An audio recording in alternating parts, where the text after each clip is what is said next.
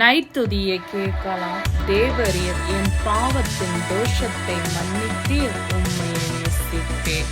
நீர் எனக்கு மறைவிடமாயிருக்கிறீர், உம்மையை நேசிப்பேன்.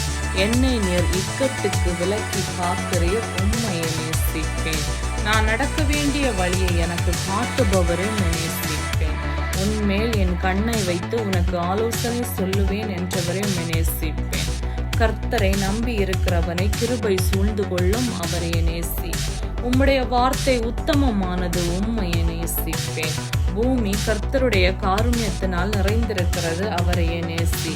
பூமியெல்லாம் கர்த்தருக்கு பயப்படுவதாக, தேவனையே நேசி. அவர் சொல்ல ஆகும், அவர் கட்டளையிட நிற்கும், தேவனையே நேசி.